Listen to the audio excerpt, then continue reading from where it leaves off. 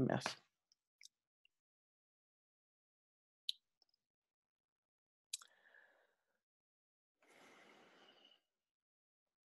Donc, eh bien, tout le monde, vous continuez l'exercice.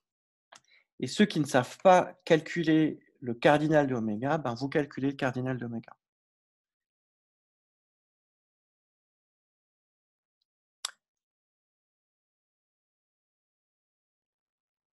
Et au fur et à mesure que vous trouvez des nouvelles réponses, vous mettez plus.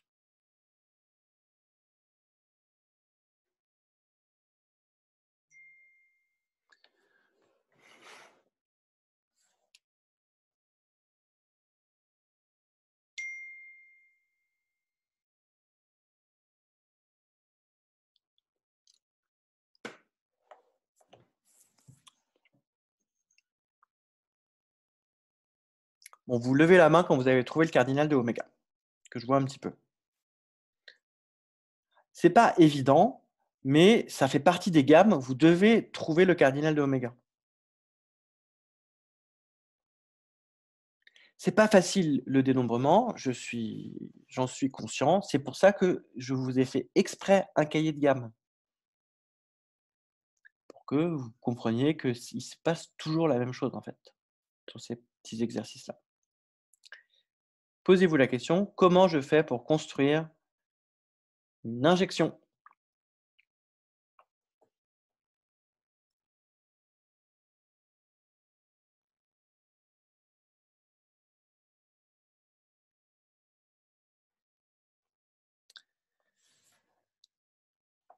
Alors Raphaël, je t'écoute. Combien vaut le cardinal de oméga? Ça va valoir n factoriel sur n moins m factoriel parce que pour le Non, premier c'est pas choix, beau ça. J'aime pas ça. Donne-moi une autre expression. n fois n moins 1 fois etc. jusqu'à n moins m plus 1. Ouais, n moins m plus 1. Tout à fait. En effet, je vais commencer la phrase. Pour construire f appartenant à oméga, on procède comme suit. Vas-y. Pour le premier, on va avoir n choix. On choisit f de 1. On a n choix. Ensuite, En- Ensuite, pour f de 2, on va avoir n choix moins le choix de f de 1. Donc on aura n moins 1 choix parce que c'est injectif. tout à fait. Pour f de 2, on a n moins 1 choix. En effet, on doit avoir f de 2 différent de f de 1. Là, pour le petit 3, on va faire un petit de même. De même, on a n-2 choix pour f de 3, etc. Et finalement, pour f de, on avait dit qu'on choisissait m éléments. Pour f de m éléments, bah là, je fais ma petite astuce, comme d'habitude. F de 3, j'ai du moins 2. F de 2, j'ai du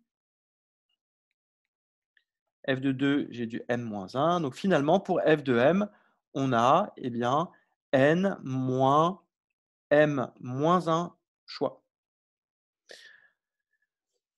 Et puis pour conclure, on dit, comme ce procédé de construction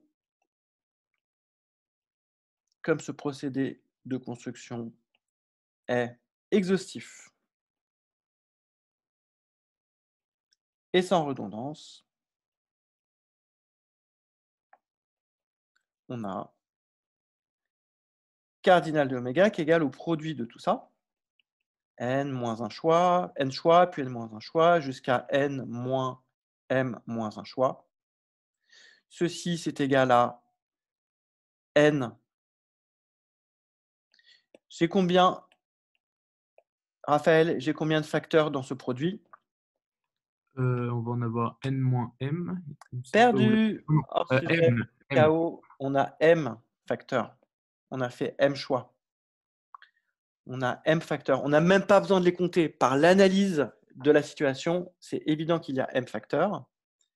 Et donc, si je veux, dans n factoriel, Raphaël, j'ai combien de facteurs? N.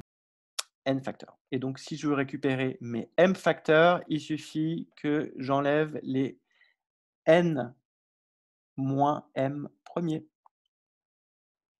On retrouve la formule que tu as donnée. Okay, une autre façon de trouver cette formule. Voilà, donc ça, voilà, ça c'est de la gamme. Alors, on passe à l'exercice maintenant. Donc, notre événement, on considère l'événement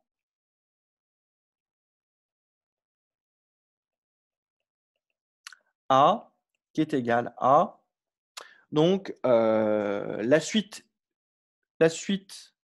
de boules tirées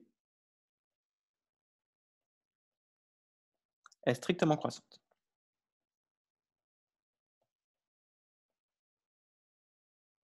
Donc, les événements, j'ai le droit, donc formellement, un événement, c'est une partie de oméga. Oméga, formellement, c'est un ensemble de fonctions. Par conséquent, grand A, c'est une partie de l'ensemble des fonctions. Mais j'ai le droit, c'est tout l'intérêt de la théorie des probabilités, de définir grand A par une phrase. Et ensuite, je peux dire, on a, eh bien, et c'est ça qui va me permettre de résoudre l'exercice, grand A, c'est égal à l'ensemble des fonctions de 1m dans 1n, tel que, alors pardon, je ne veux pas faire comme ça, on va plutôt faire, c'est l'ensemble des fonctions f dans oméga, c'est-à-dire des fonctions de 1m dans 1n qui sont injectives, et en plus on la suppose f strictement croissante. Et donc le but c'est de calculer cardinal de A.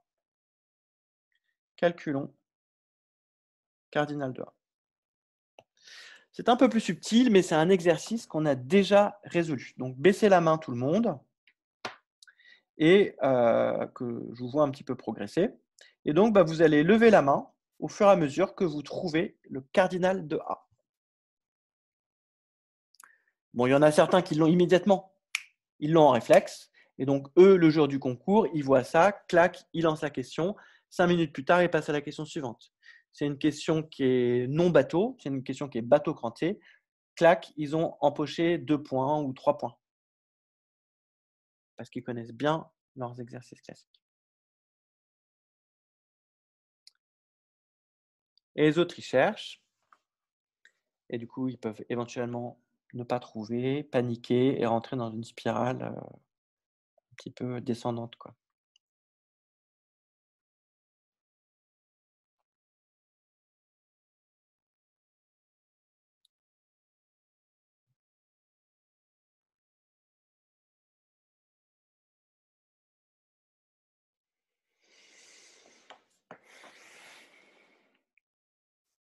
C'est un peu plus subtil.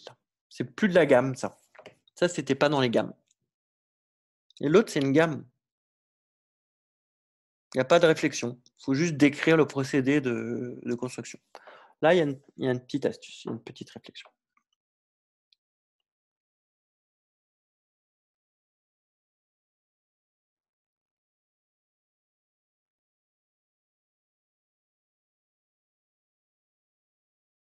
C'est l'exercice 27.4. On a déjà fait. Merci Tanguy.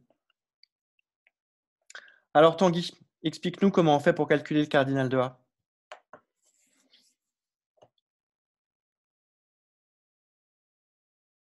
Tanguy ou Vincent? Vincent, il aime bien la combinatoire, il est probable. C'est Tanguy, mais j'ai pas forcément la réponse. Ok. Je pense Alors, que je peux proposer quelque chose. Ouais, bien sûr. Je peux proposer de créer le procédé de construction de cette fonction. Non, c'est pas comme ça.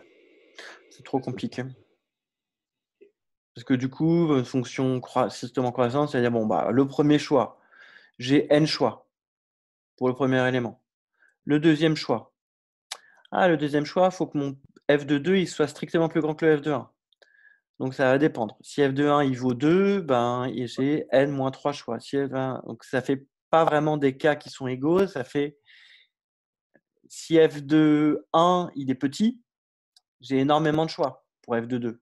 Si f de 1 est égal directement à m, je vais avoir très peu de choix pour le deuxième. Donc, mes choix ne sont pas équiprobables. Ici, le procédé de construction va être beaucoup trop complexe à définir et donc on ne va pas réussir à calculer le cardinal grâce au procédé de construction.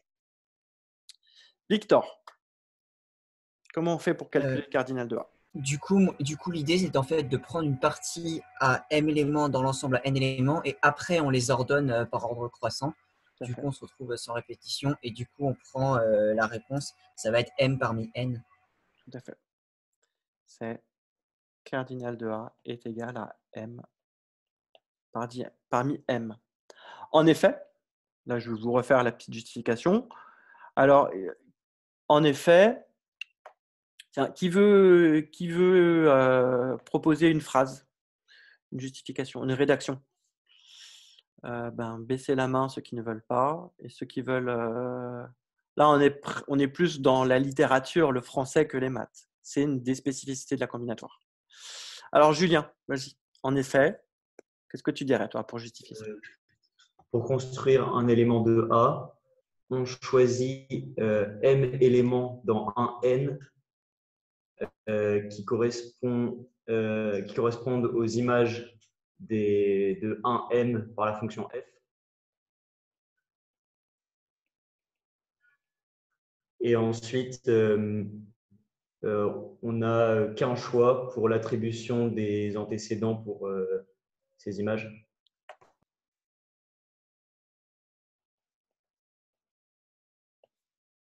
Qui correspondent aux images de f. Alors que je redis ta phrase. En effet, pour construire f appartenant à A, il suffit de choisir m éléments dans un m qui correspondent aux images de f, puis… C'est dans un n, monsieur. Ouais, merci. Un n, m éléments dans un n qui correspondent aux images de f. Et ensuite, qu'est-ce que tu avais dit? Puis, on n'a qu'un seul choix pour l'attribution des antécédents de ces images par la fonction f. Okay. Puis, on n'a qu'un seul choix pour l'attribution des antécédents de ces éléments par f. Ça passe. Là, tu récupères les points de rédaction le jour J. C'est pas parfait, je pense que tu en es conscient. On va dire que c'est la rédaction numéro 1. Alors, rédaction numéro 2. Je vais vous proposer une rédaction numéro 2 avec une phrase. Comment on pourrait dire? En effet, une fonction f strictement croissante est caractérisée par son image.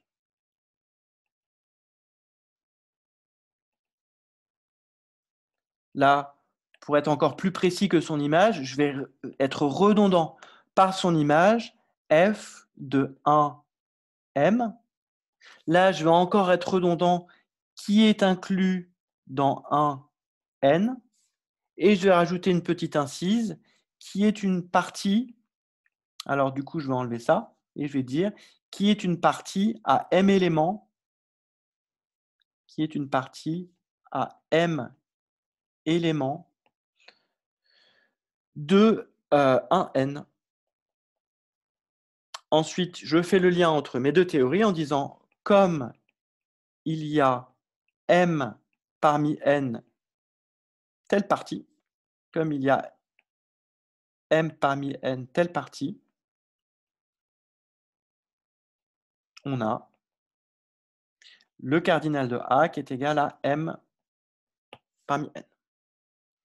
OK? Et je vais vous proposer une troisième rédaction qui sera un peu plus mathématique. Donc, Julien, c'était pas mal ta rédaction. En tout cas, tu récupérais tous les points de rédaction. OK? Donc, c'est pas facile comme exercice, hein. Arriver à dire clairement un truc qui est technique, donc utiliser le langage français, hein, pas le langage mathématique, pour arriver à s'exprimer précisément et en même temps de façon suffisamment, de façon pas trop lourde. Alors, je vais vous proposer une troisième rédaction qui va être plus mathématique. Monsieur, vous avez Oui. mis un M à la place d'un N. Je Ouais, crois. c'est ça. C'est les M éléments de un N. Ouais, merci. Hop.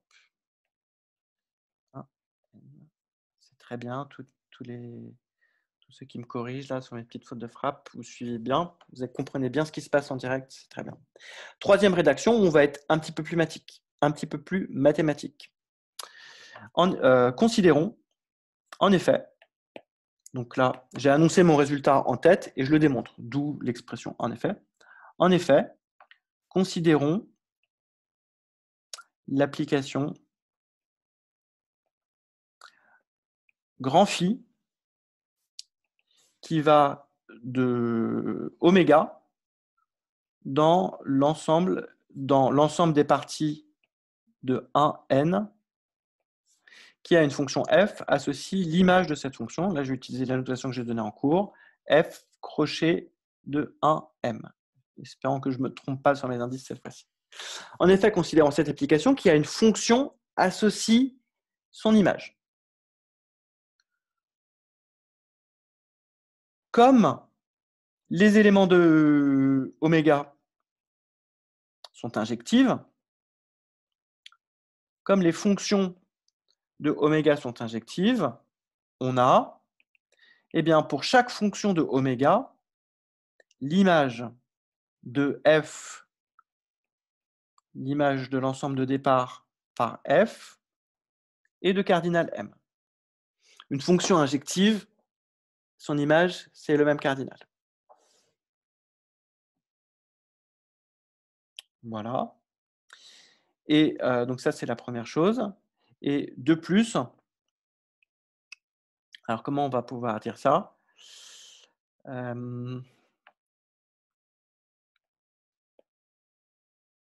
Donc, en effet, considérons l'application comme ceci. On peut donc correstreindre. On peut correstreindre grand phi à l'ensemble des parties à m éléments de 1n.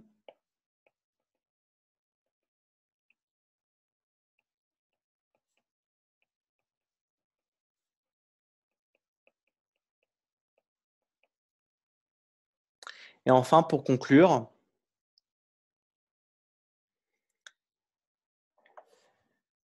on considère enfin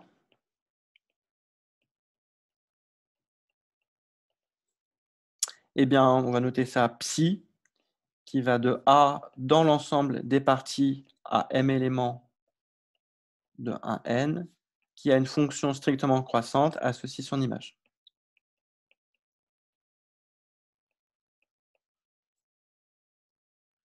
Et psi est bijective. Psi est bijective. Monsieur, excusez-moi, c'est pas un M. Oui. Merci. Psi est bijective. Comment on va justifier ça? Deux fonctions strictement croissantes qui ont même image sont égales. Et pour la surjectivité, à toute partie, si je vais prendre comme notation, si grand X est une partie à m éléments de 1n, en ordonnant les éléments de grand X. Là, je vais rajouter une autre phrase pour être encore plus précis, du plus petit au plus grand.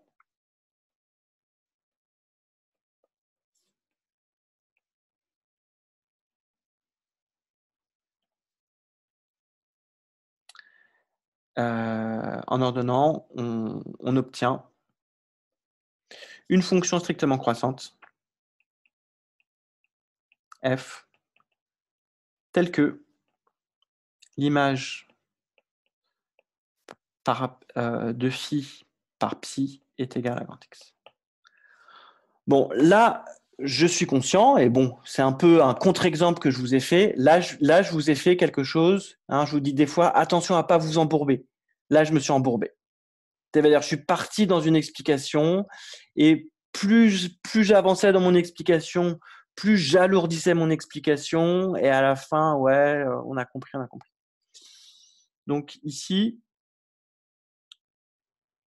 moi, j'aurais envie de dire, on a la meilleure rédaction, c'est R2.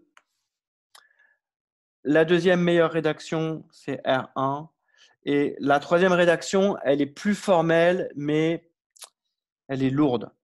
Ça, c'est embourbé. Dans tous les cas, j'aurais eu les points, évidemment. Mais vous vous êtes rendu compte que déjà, ce n'était pas agréable. R3, ce n'était pas fluide. Et puis, j'ai perdu du temps. Okay, donc, il faut s'entraîner comme ça et essayer des fois d'arriver à dire les choses simplement, rapidement et de façon fluide. Et donc, le bilan de tout ça, c'est que la probabilité de A est égale à M parmi N sur N factoriel divisé par N moins M factoriel. Et donc, c'est égal à, là, on va utiliser la formule que vous utilisez trop souvent, mais ici, on va l'utiliser.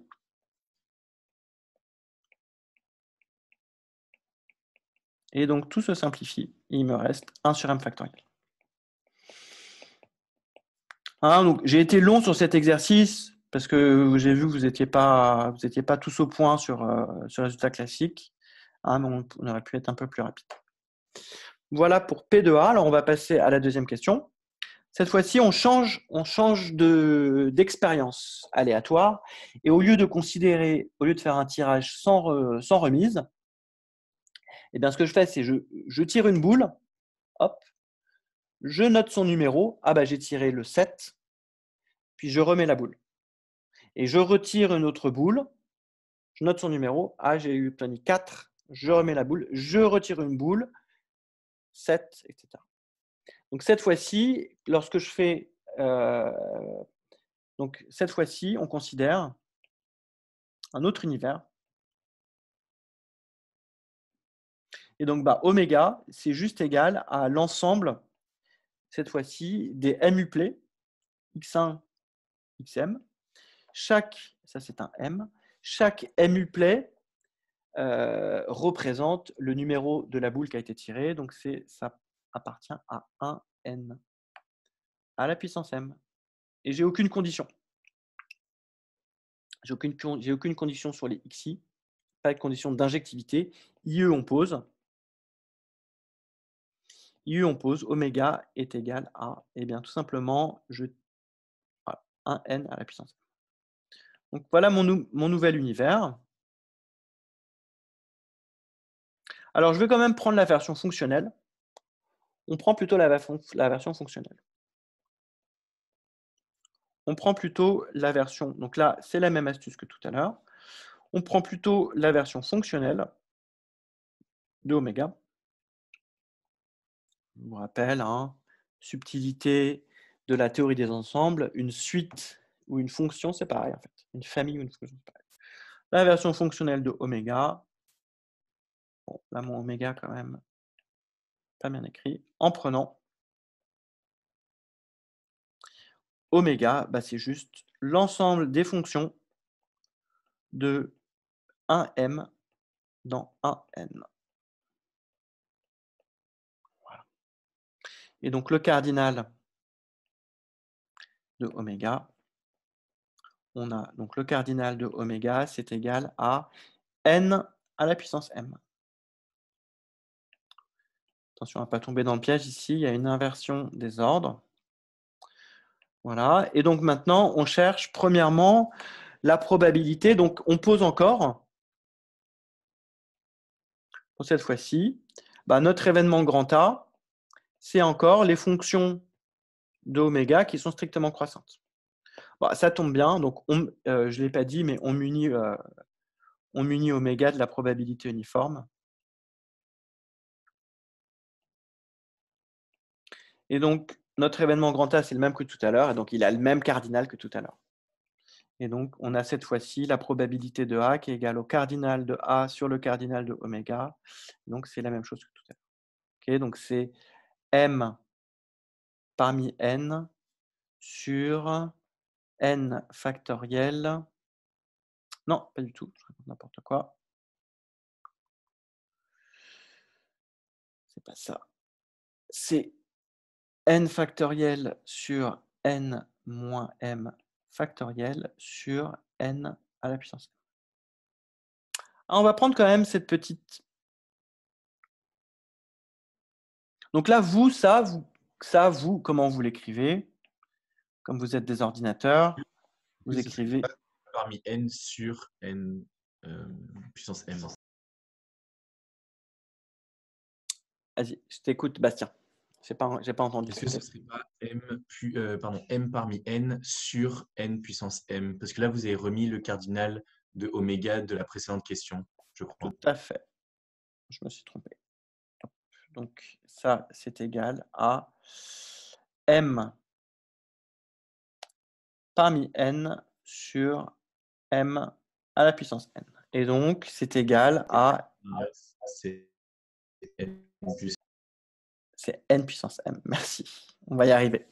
Donc, c'est égal à N factoriel sur M factoriel fois N moins M factoriel divisé par N à la puissance M.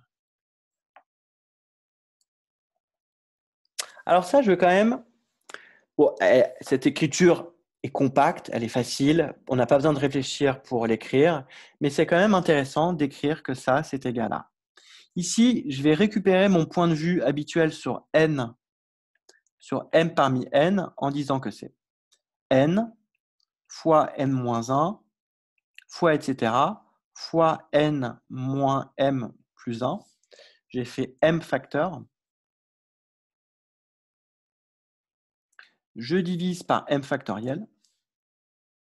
Et ensuite, je multiplie par mon N puissance M. Et donc, j'obtiens quelque chose, deux quantités qui vont s'allier ensemble naturellement.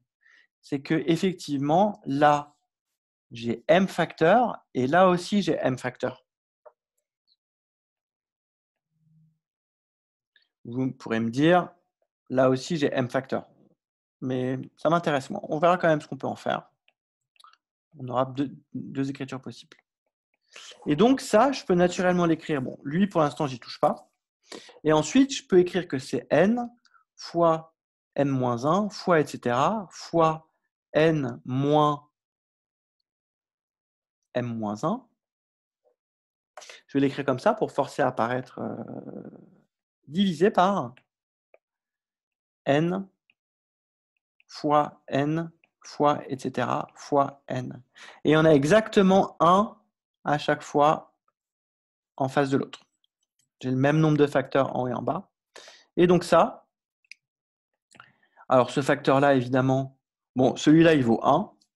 Et celui-là, il vaut 1 moins 1 sur N. Et celui-là, il vaut combien? Il vaut 1 moins M moins 1 sur N. Et donc, ici, je peux écrire ça de deux façons. Je peux écrire que c'est 1 sur M factoriel fois le produit de K égale 0 à M moins 1 de 1 moins K sur N. K sur N. On peut faire ça. Et éventuellement, je peux faire rentrer le K factoriel à l'intérieur. Bon, ici, mon produit, je pourrais le faire commencer à 1 aussi, parce que le premier facteur vaut 1. Et je pourrais aussi, ça, le réécrire comme le produit de K égale 0 à M-1 de 1 moins K sur N, le tout divisé par, et bien là, je vais être obligé de multiplier multiplié par k plus 1. Par exemple. Donc là, les transformations que j'ai faites ne servent à rien dans la suite de l'exercice, mais c'est pour vous montrer que cette écriture-là, elle est très compacte, elle est très formelle, mais elle masque beaucoup d'aspects de la formule. Hein, ici, par exemple, si on voulait faire des majorations, on serait peut-être plus à l'aise ici pour faire des majorations. Alors, on passe au petit b. Petit b, maintenant, on considère l'événement.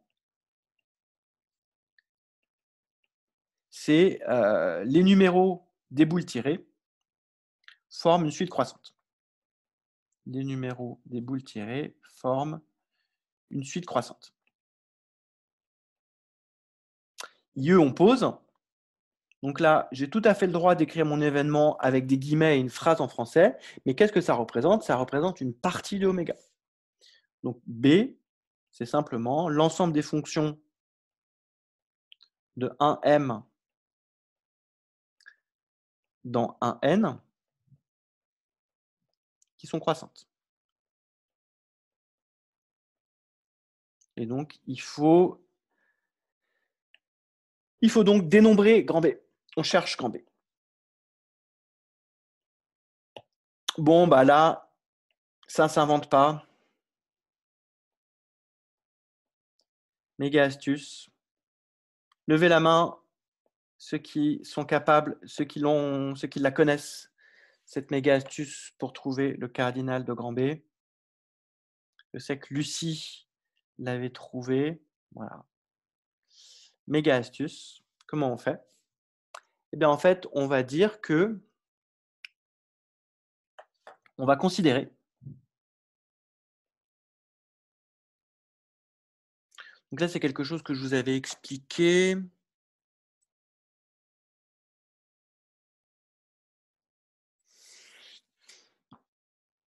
En fait, si je prends une suite, allez, je vous le refais rapidement. Si je prends une fonction qui est croissante et que je la pousse un petit peu, alors il faut que je fasse dans l'autre sens. Je la pousse un petit peu, comme ça, elle va devenir strictement croissante.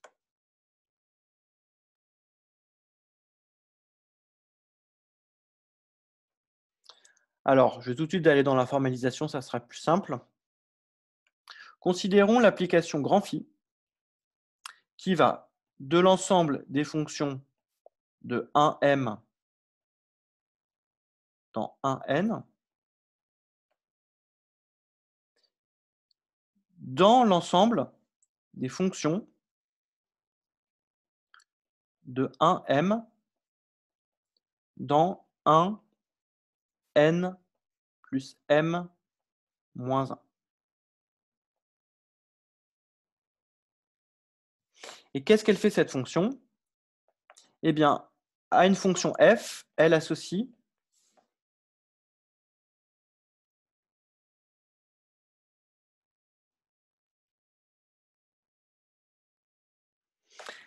la fonction qui a i associe f de i. Et ensuite, à chaque pas, je vais rajouter au début 0, puis 1, puis 2, puis 3. Donc, je rajoute à f la plus petite fonction strictement croissante. Et je fais i moins 1.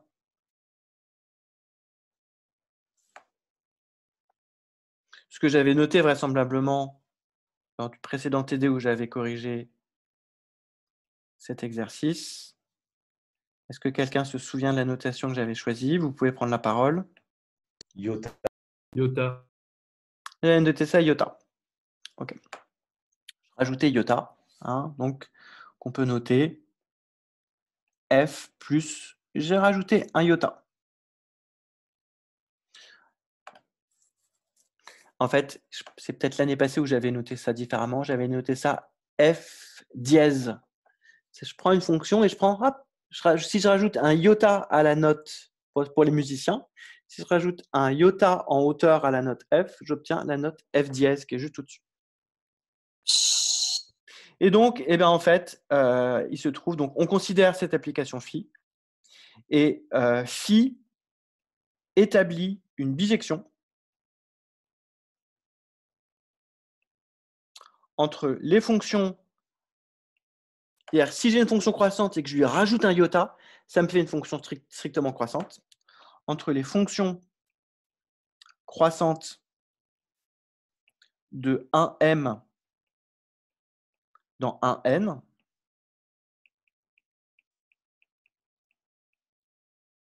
et les fonctions strictement croissantes. Alors, comment j'ai trouvé ici mon n plus m moins 1 ? Ben, j'ai pris le plus grand truc que je peux avoir. Parce que ici, le maximum possible pour f, au max, f de m est égal à n. J'ai obtenu le maximum. Ma fonction, elle est croissante, elle est maximale à l'arrivée. À l'arrivée, au plus, elle vaut n. Et donc, quand je vais lui rajouter ici la plus grande valeur possible, c'est m-1. Donc, f de m plus m-1, la plus grande valeur possible que je rajoute, ça fait n plus m-1. Ok, c'est ça qui me permet de trouver l'espace dans lequel je tombe.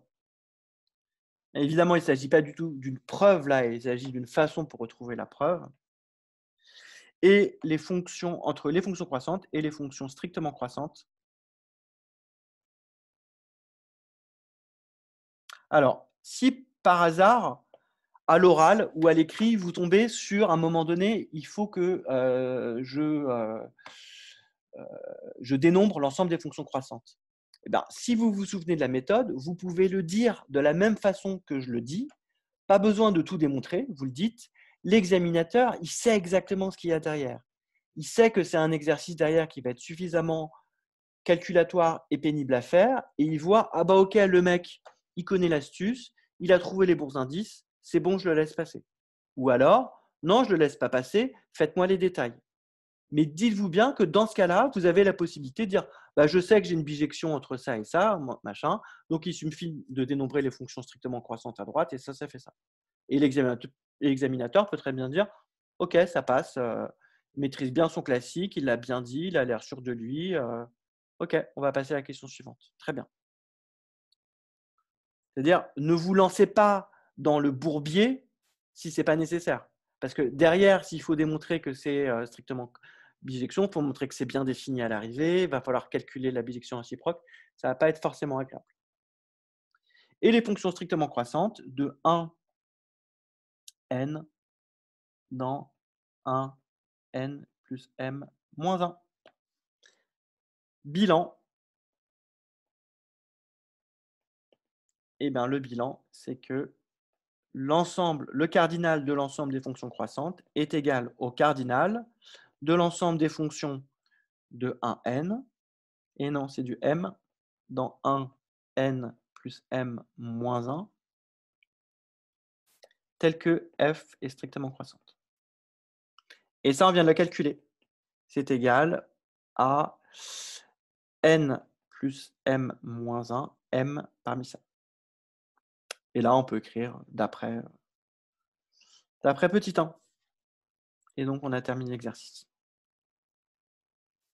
Donc ici, je vous ai juste refait une deuxième passe du même exercice, une deuxième couche du même exercice, sauf qu'il a fallu un petit peu voir que j'avais deux univers différents pour formaliser ces exercices.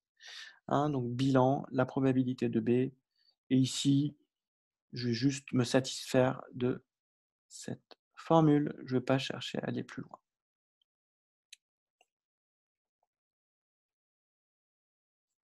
Ça, c'est un M. Je vois qu'il y a une main levée. Raphaël, Octave, je vous écoute. Non, c'est une erreur. Une erreur. Ok, pour cet exercice, voilà, un exercice assez costaud, c'est assez costaud, mais c'est encore une fois, c'est ça qui fera la différence. C'est-à-dire que pour classer les gens qui ne sont pas extrêmement forts en maths, on va leur poser des petits exercices et ça va suffire à distinguer entre un tel qui ne connaît pas la définition d'un produit scalaire et un tel qui connaît la définition d'un produit scalaire, et un autre qui va être capable de faire un petit calcul de somme et un autre qui ne va pas être capable de faire un calcul de somme. Ça va permettre de classer les gens qui prétendent à certaines écoles. Et évidemment, quand vous prétendez à des écoles plus dures, c'est ce genre de choses-là qui va être classant.